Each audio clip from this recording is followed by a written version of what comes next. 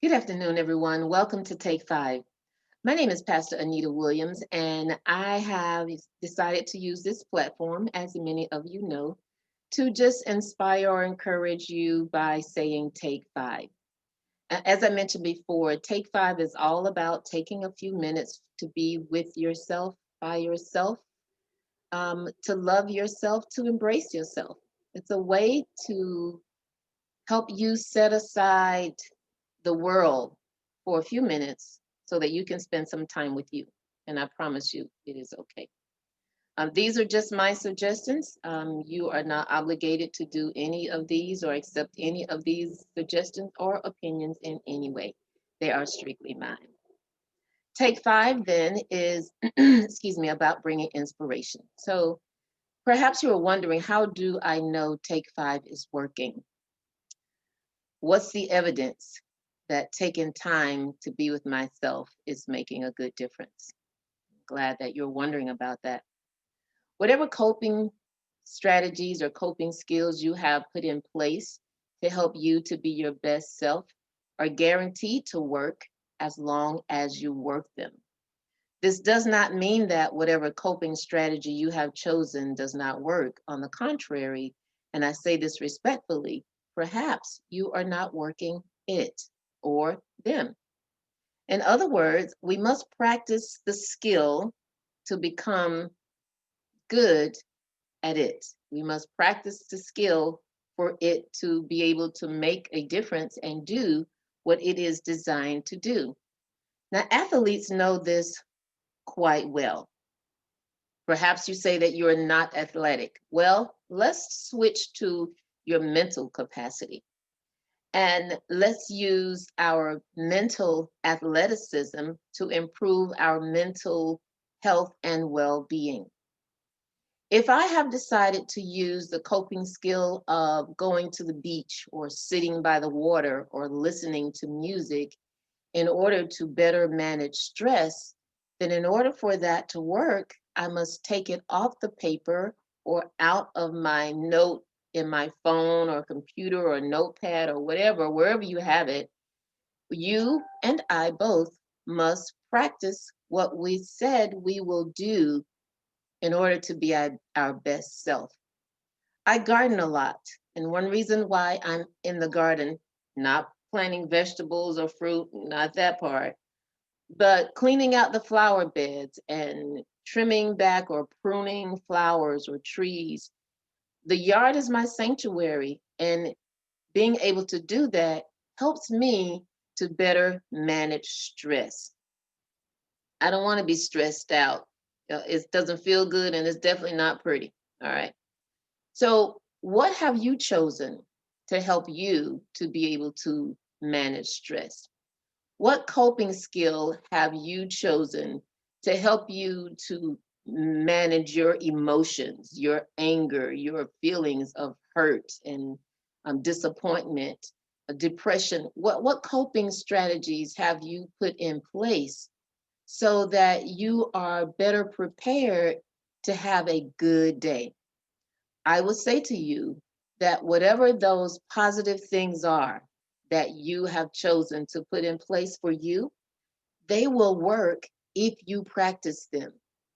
So, how do you know that they're working? Well, if you are someone who, have a quick temper and you have decided that you are tired of flying off the handle, so to speak, and to be able to manage your emotions, you decided to meditate for so many minutes a day. If you practice meditation, I promise you, if that's the coping skill you have chosen to help manage your emotions, it will help you if you practice it and practice with the intention of being better.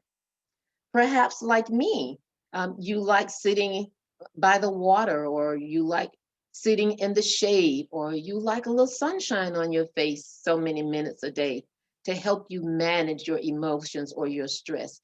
If you practice it, I promise, if you practice with the intentions of being better, it will work. The Lord has blessed us with a great location where we are just a street away from the beach. We have been living in this area for 11 years. You would think that we would be more present on the beach. Well, here we are at year 11, and we are starting to take advantage of such a beautiful oasis. Um, it helps to manage stress. It helps to manage emotion if that's the intention and purpose of you using it. So, whatever it is that you've chosen to help you to cope, I encourage you to practice that coping skill. Practice it with the intent and purpose of being better, feeling better, responding better. How do you know if it's working? If you used to curse them out every time they looked at you wrong and you are no longer cursing them out, but you are being able to move past it without being indignant, I would say that your coping skill is working.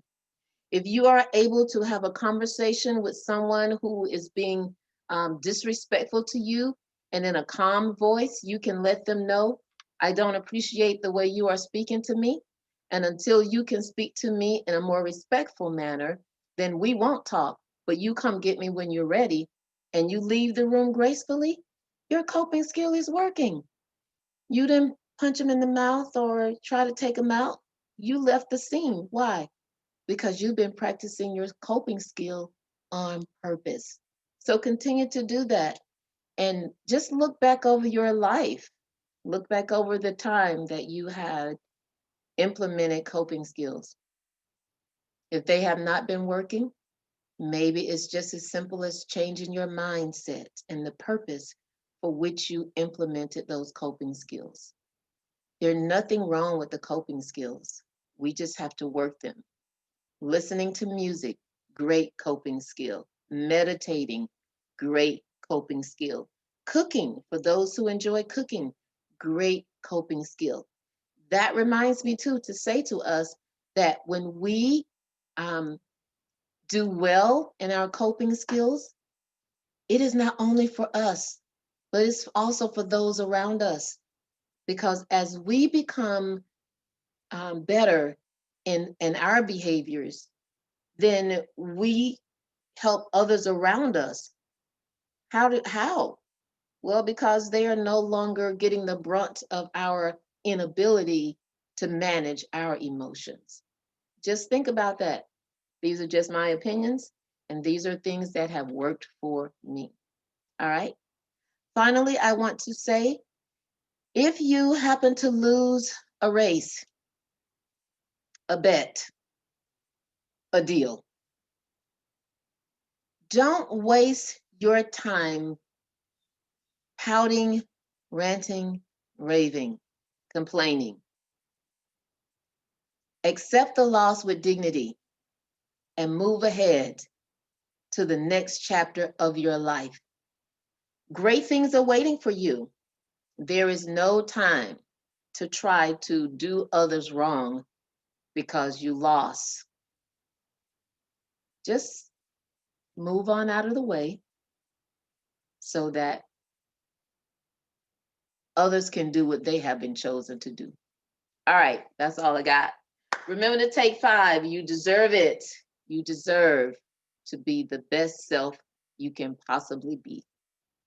And if you need some scripture references, check out the book of Proverbs. That's a good place to start.